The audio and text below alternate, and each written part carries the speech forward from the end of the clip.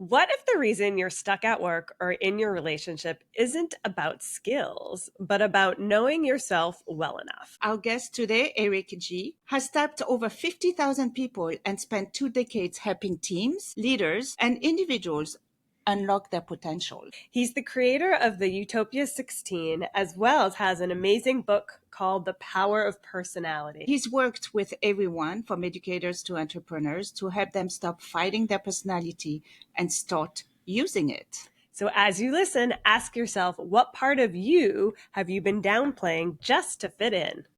And stay with us till the end, because Eric shares one simple, powerful shift to help you show up more like yourself this week. Hi, I'm Claude. And I'm Jess. We are corporate employees by day, entrepreneurs by night, and work besties for life. Join us as we explore how work besties lift each other up, laugh through the chaos, and thrive together in every industry. Work besties!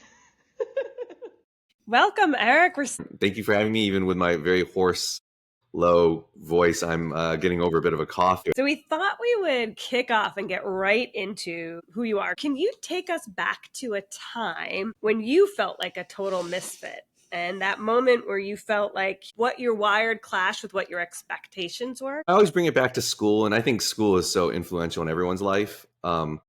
Part of my personality typing methodology is based on differences in values. When we're in school, we're all taught like very, very specific values, like follow the rules. The first thing you do is like figure out what the rules are in the class, like what your name is, put it exactly on the right type of paper that you have. And I think in general, like that didn't necessarily fit my value system, this like very structured, linear approach. I do think it fits about half the population. So I think that's why students in general kind of flow into it and assume that it's the right way for everybody.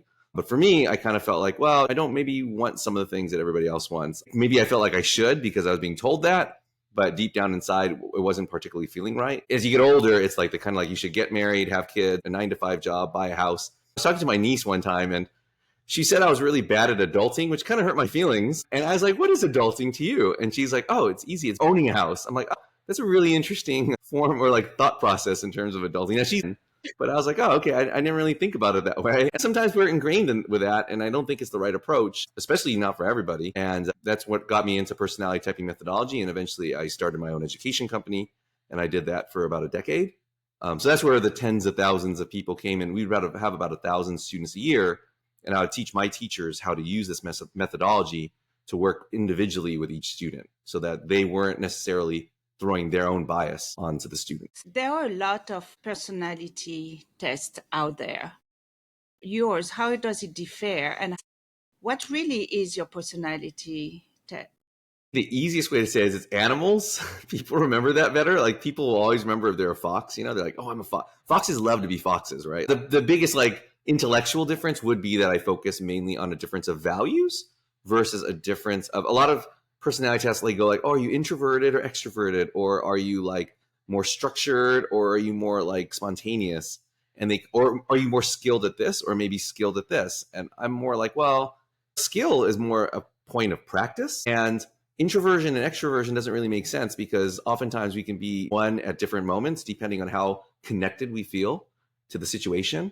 And generally the context is determined by our own value system, right? If it's something that you value, if you're in a situation where it's like really means something to you, then you're going to be more outgoing because it's something that you have a lot of passion for. If you're not the biggest golf fan and you're in the middle of a golf match, yeah, you're going to be kind of quiet because you really don't care. So I think that's kind of the biggest difference. But isn't value being taught? You're not born with a value. You create them. And can value change within your.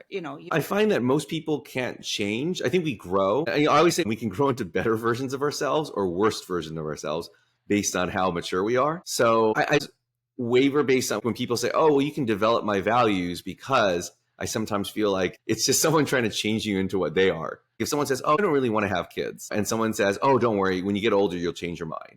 It's like, why would you assume that someone's going to change their mind just because they got older? Maybe it's your value and that's what happened to you. But I do think that, like, the way I determine different personality packs is what I call them. The majority of people in the world value safety and security. So you can kind of tell that our society is kind of based on that, and that's kind of a good thing. So they're the typical, like, we follow the rules.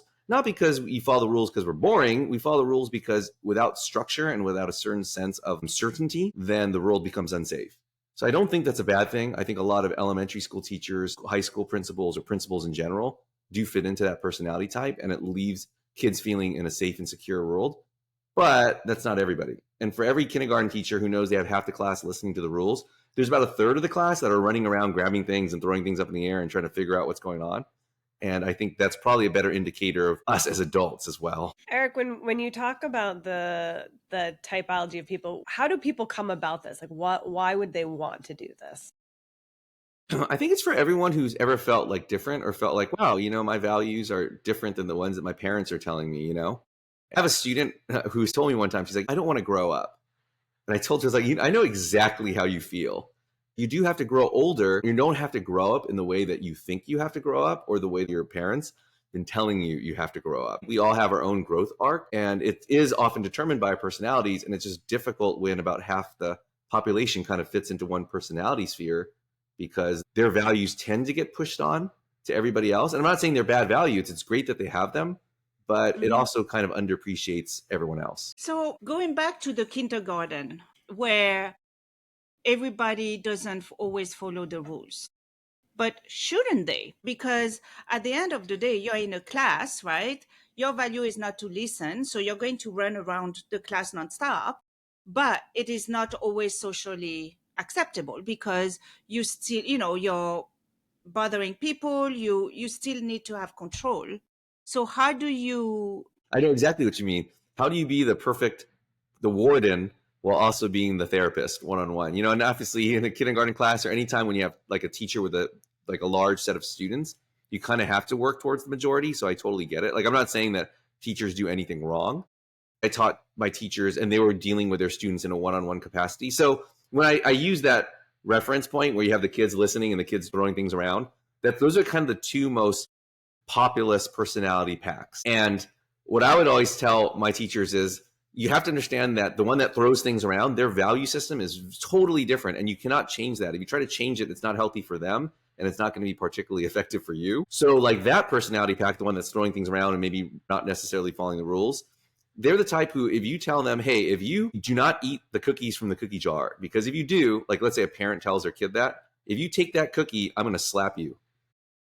Their mindset is going to be, I wonder, is that cookie worth the slap? Worth the slap, yeah. Right. Thinking that. Yeah, and the parent is going to be, no, you don't understand. I want you to not do it because you should respect my authority as the parent. You should not be thinking this way, but that's just the way they think. Cool. And if you don't have that, we wouldn't have effective firefighters. We wouldn't have effective pilots. We wouldn't have effective people in roles that they have to take calculated chances like that in situations where life doesn't really have rules. Like a fire does not have any set rules. You're in a house on fire. You don't know what's going to happen. And you need to be able to adjust and make quick decisions like that. And the person who's constantly needs that feeling of safety and security often does not necessarily make the right decisions, or they tend to get stuck, right? So I think everyone has value. Don't you think that firefighters do have a set of rules? I mean, they cannot do whatever they want, or it can be worse for their teammate. So I like what you say about calculated risk, but I do believe they still have rules. They are set on their craft. So it's the equivalent of, let's say if you have a musician, the rules that a musician follows are, this is like a note. This is the scale. These are the techniques that I follow and that I've worked on my entire life. But in terms of you telling me how to make a song, no, I'm going to do it my way.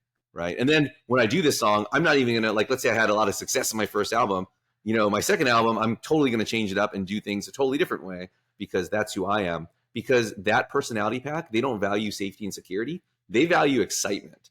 And you can imagine when two people have those competing values, how they might clash, right? I always say the person who values excitement goes on a roller coaster because they want to feel like they might die. They know they're not going to die, but they love that feeling of maybe I might die because I'm getting thrown around. Whereas the person who values safety and security is like, why would I ever want to feel that way at all? They tend to actually get along really well together. That's the most common couple, romantic coupling, by the way. Yes, exactly. Because they know the person who values safety and security, they might seem a little boring. So if they match up with someone just like them, they might be like, oh God, we're going to have a boring life together. They love that person who's really exciting and fun. And then of course the exciting person's like, they realize I can't have someone like me we're going to burn hot and we're going to burn fast. Like every Hollywood romance, right? Like actors tend to be like that. Actors tend to be that personality pack that likes excitement. So they burn hot and fast, but so often they look for someone who's a little steadier. And so they balance each other. That totally feels like us. I'm the boring one. You're the stable. I wouldn't say boring. I'm the one that likes security. Yeah. I need rules. Otherwise, I'm going insane. I could sense that from your questions. Yeah. I mean, you're the Bert. You're the Bert. And so no one likes really, that's the best comparison I can come up with. We do need Berts in our world, though. Yeah, exactly. Yeah, you do. We do. I totally agree. Exactly. I'm like, you need rules. I'm sorry, firefighters have rules. I mean, this also, to bring it back to the majority of our people are more in corporate America, and this does feel very similar to that too, right? We're not defending against fires every day. No. It feels like it. Yeah, they think we are. They think we are. But the same thing, like there are so many times where we're stuck having to stick to the rules. Yeah. And then you hear me complaining because I'm like, I just want to do this instead of that. Why do I jump through 18 hoops to get to this one thing when it's right there? It's right there. And me, I would be like, well, because it's a process. Yes. You're like, but did you see this person? I'm like, yeah, depending on the sector, right? The sector, Yeah. your sector could have a lot of different personalities too within it. And they tend to do, like I worked with a lot of software engineering companies, and you have the ones that work 9 to 5 and have a very steady, like organized, like structure. They know when they're going to go. They know what their objectives and they're trying to hit, and they lead teams to try to reach these objectives and keep everyone together. But you also have like the firefighters who are on 24/7. And I think they're called, in software engineering terms, they're called the knock team, if I'm correct. And they go in there if there's a problem with the website. So they got to be on 24/7, right? Because people are on the web 24/7. So if there's a problem, they get in there right away and fix it. And they like it. They love being on there. Like, Eric, when people come to you for these quizzes, what's the most common reason they're coming? Is it because of team dynamics? Is it just to learn? What would be the rationale? depending on who it is, but probably the majority of people just want to know who they should hook up with. I think that's the number one thing. They're like, okay, what personality am I and who should I be looking for? Who should I bang tonight? Oftentimes what they're thinking about. Not the answer I was expecting. I've done talks at a professional office, and I do the whole like, oh, this is how you guys are going to work together. And this is why this person is bossy, in quotes. And this is why this person is a little more free flowing, and just appreciate it, guys. And I'm having this whole discussion. And then at the way in, I'm like, oh, does anyone have any questions? And then the first question, so if I'm this type, who should I be looking for as a mate? That's the number one question that people ask. I don't have set answers because I don't believe in a soulmate per se. I do think that certain types do gel better with other types. And it's not going to be a type that's like you. You're going to get definitely sick or annoyed with a type that's exactly like you. Oh, I could not be with a type like me. That would definitely set me off. Yeah, which is good. That's your natural instincts, right? Like in general, people understand that, but that's generally what people want. I don't know who they should hook up with, but I often work with students, and with the students, I'm really just teaching them how to grow into the best possible version of themselves versus the best possible version of what they're being told they should be like. That is a great segue into where our Work Bestie community is and how they all want to level up their skill set. Knowing the different types of personalities, what are some of the things that they will learn from that to will help them get to that next level? When it comes to the next level, we often think of skills, right? But with personality, it's great because it's not, I think a lot of people like learning about personality types because they want to know, what am I good at? And I'm like, well, just because you're a certain personality doesn't mean you're automatically going to be brilliant at one thing. I have a friend who is the same personality type as Einstein. And he's always like, I'm the same personality type as Einstein, but that doesn't automatically make anyone like our personality type a genius. Einstein was a genius. He's like, I know a hell of a lot about fantasy football and massage therapy. So I'm just a nerd about those two things. That is what I am, because it's that type really loves information. That's what they seek. And they're total nerds about it, which you can imagine someone like that would be very much like Einstein, right? But the nice thing about personality, it tells us kind of what we're going to like. And the things that we like, we tend to do more often. So what I would recommend your listeners is find out what personality type you are, because ideally you might be doing something that maybe you're forcing yourself to like, and maybe finding out your personality type will help you go, oh, that makes sense because I've always liked to do things like this. And it'll give you almost like a permission slip to actually pursue those things. And the more you do them, then the better we get, and thus our skills rise. And so the framework is Youtopia 16. Does it mean that it's 16 personalities? And that's going to be a number that's familiar to a lot of people because the MBTI, the Myers-Briggs, also uses that. But my methodology is very different. to get to those 16 different types. And in the book, it explains the differences. So in a Myers-Briggs, the difference between, I'm going to be saying a lot of random letters here, the difference between an ENTP and an INTP would be, in Myers-Briggs terms, one would be extroverted and the other would be an introverted version. In my methodology, it's completely different based on their value system. And since those types value information, then the difference in personality is going to manifest itself in that way. Is there something that like is similar to being introvert versus extrovert that you would be able to tell from a value statement? So mine breaks down, because depending on what personality type you are, you'll get that way in a very different methodology. Introversion, extroversion does tend to work. And I explain it in the book for like half the population, because that population that values safety and security, their number one way that they get that safety and security is being part of a structured society, right? They're very involved in the social system. So that's extroversion, introversion does kind of have a priority for them, right? How do they interact with people in a social situation? But if your value system is information, you could care less about people. A personality fact, sometimes that often is the case where they're just like, I don't care about, I'm here for information. And then people say, oh, they're autistic or they're serial killers or sociopaths, you know, and it's a small percentage of the population too, so they get kind of pushed off to the side. But we need people like that. Einstein was that way. The difference will be the way that extroversion, introversion manifests is totally different. It would be like the difference between an experimental physicist and a theoretical. One gets the processes their information by experimenting and trying different things, and the other processes information by theorizing and observing. What does value mean? Is it like when you see the values, is it because my value is like the picket fence and all that? So how do you define values? I define values based on what do we want, right? So it's not the what, but the why, right? So you could have multiple writers. You could see they're doing the same thing, but they're not the same personality type just because they're writing, right? No one sees Hemingway and thinks he's the same as Tolstoy. Someone who values safety and security might want the white picket fence, or they might want something else that gives them safety and security. They might want to move up in their job and level up in their job and have like authority within that job sector. That person who wants that safety and security through a job versus the person who wants that safety security versus the white picket fence with a family, they can often be very similar, right? Because they have the same value system and they're going to get along and they're going to understand each other very well. Speaking for my mom, who was that person who valued authority and wanted safety and security from feeling like she was important, she did move up the ranks in her work environment, but she didn't necessarily love being a mother. That wasn't her priority. And a lot of other people who love being parents would be like, oh my God, I can't believe that. But she was a good parent. She did everything she was supposed to. But that wasn't a particular value system for her. But she would totally get along with someone who valued that because she would say, oh, we both value safety and security. Whereas the person who values like information, there's going to be a big conflict. All right, I get that. In your framework, can you give us examples of other well-known or even fictional characters and what style they would be in your 16 framework, so we kind of get a sense? I mean, I sometimes use comic book. Almost everyone's seen the Avengers and Marvel stuff, so I'll use that sometimes. Like Iron Man. Iron Man's a very clear example of someone who prioritizes information. And Captain America is someone who prioritizes safety and security. And it's kind of cool because you can see their clash. They're both heroes. They both want what's right, but they have very, very different methodologies of how to get there.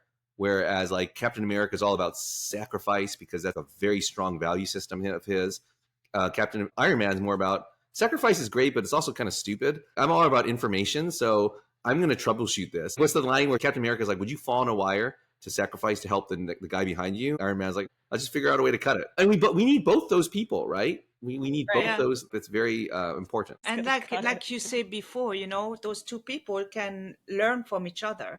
Yes, that's the important thing too. Is I'm a big believer in growth. Once you're very secure in who you are, it's good to borrow from other types because they're going to have strengths that you do not have. I always say our strengths are based on our weaknesses. My personality type, my big flaw was that I get super excited and enthusiastic about stuff and I start a lot of things and I don't finish any of them. So it's good to know that because you can consciously, I'm like, okay, I need to finish at least some of the things that I start. Now, I'm not going to be able to finish all of them. I know that about me, but I can't be like that dog, like playing with a toy and then a Frisbee gets thrown and I go chase the Frisbee all the time, right? And there are other types who are like constantly, they don't start anything that they can't finish. So I can learn a lot from that type and I can ask them, oh, like, how are the ways that you finish the things that you start? And then they can teach you, oh, I make a plan and all that kind of stuff. And you don't have to do all those things, but I think it's good to borrow some of those things so that we can grow. Right. You can learn from each other. I love that. So I'm curious if you have an idea of what you think our two types are. Well, you gave it away already a little bit. So, I mean, I love to guess that when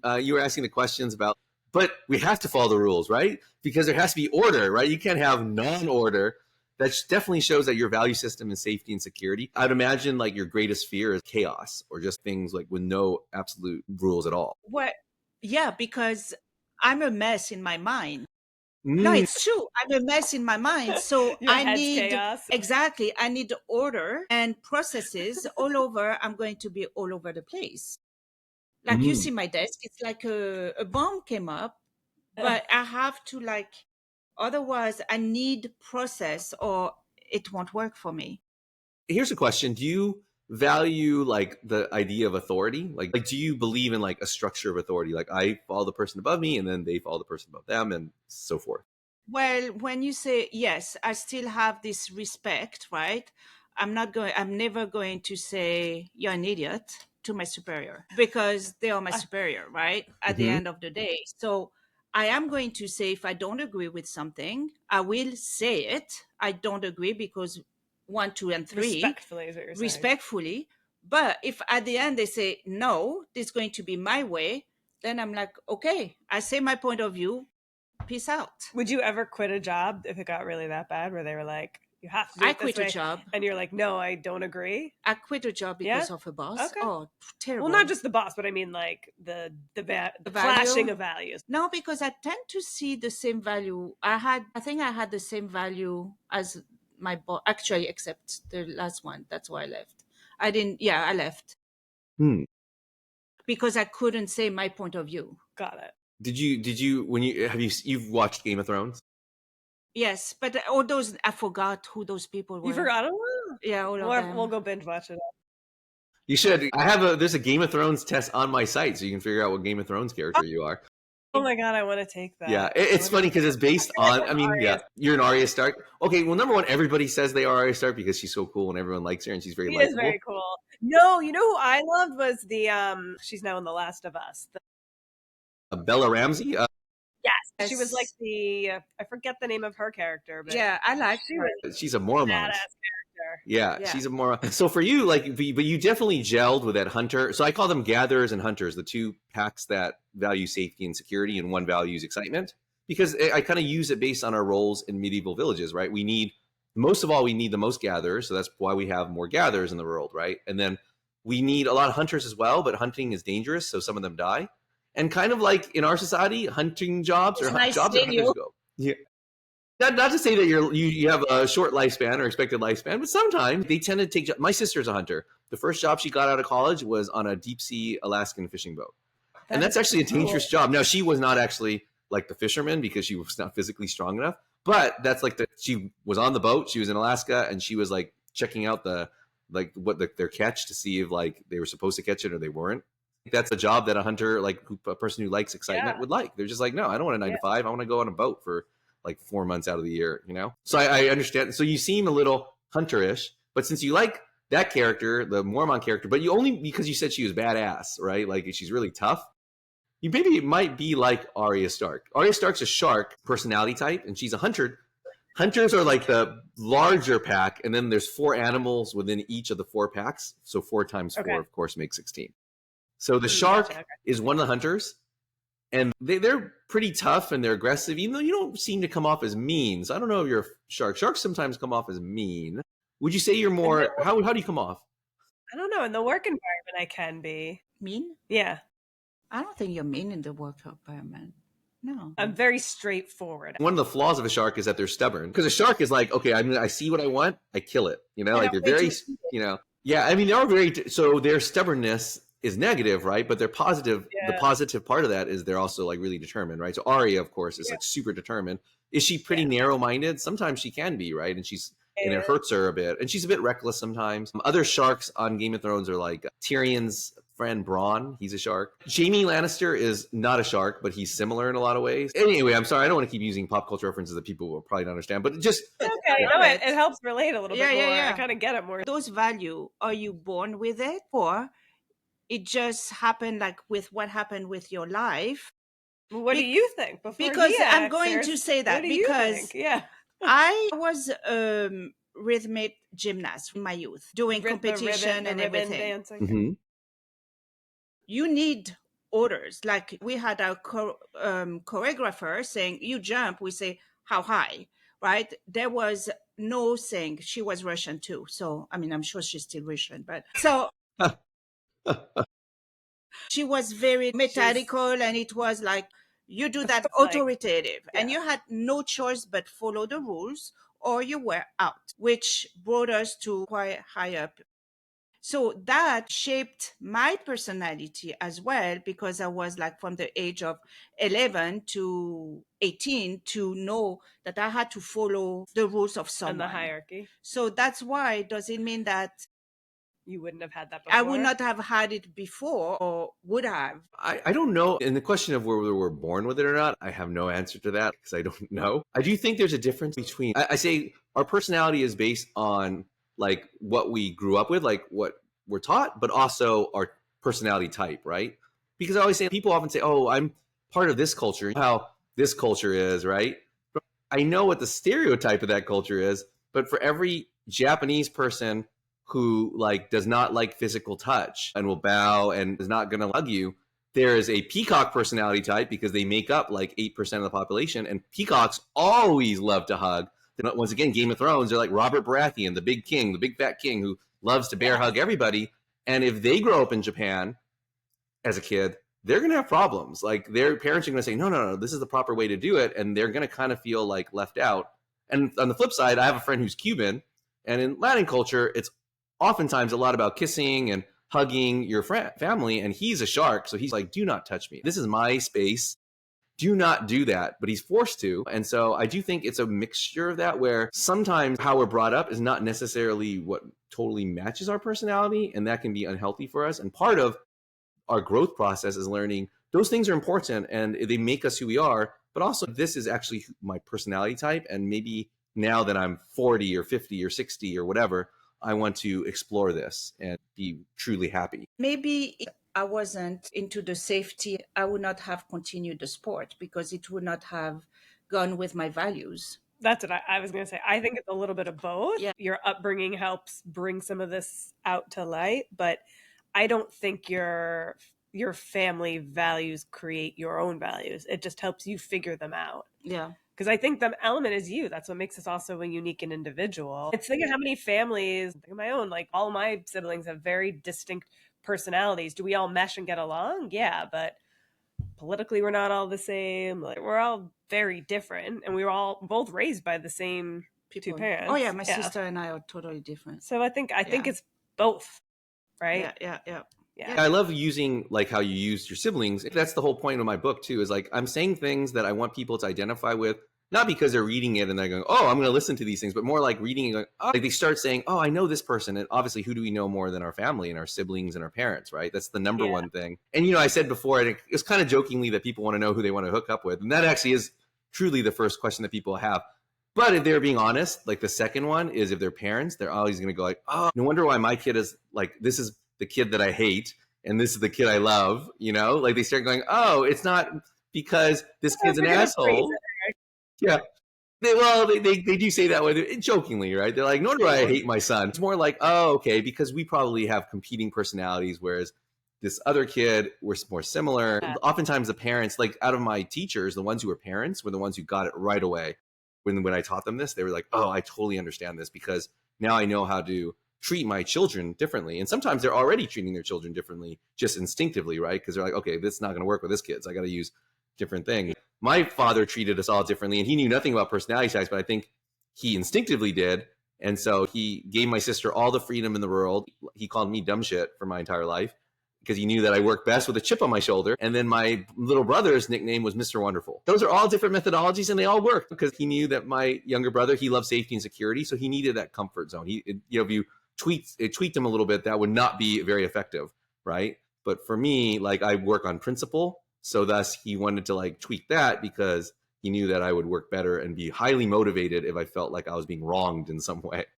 So that worked. We can all learn how to work with, understand our family better through personality. Well, and I think work-wise too, right? Same. Yeah. When you're thinking about you manage a team, maybe the only slight difference is understanding based on where you are in the pecking order, right? The oldest, the middle, the youngest does play into it too. And I think some of your personalities shift and parent parenting styles shift because of that. But from a work-wise, you could relate that to those that have been in your team for a while, those that are newer, and you have to manage differently depending on the personality and what is going to drive that person, their values. It comes back to the values. You're right. Exactly.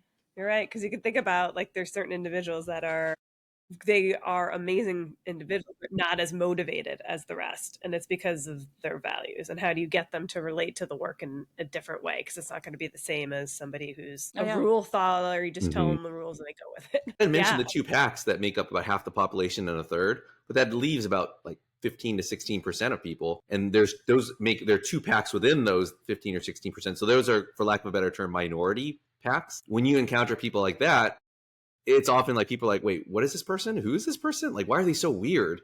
You know, and I say weird. I'm one of the pack, so I've gotten that quite a bit, actually.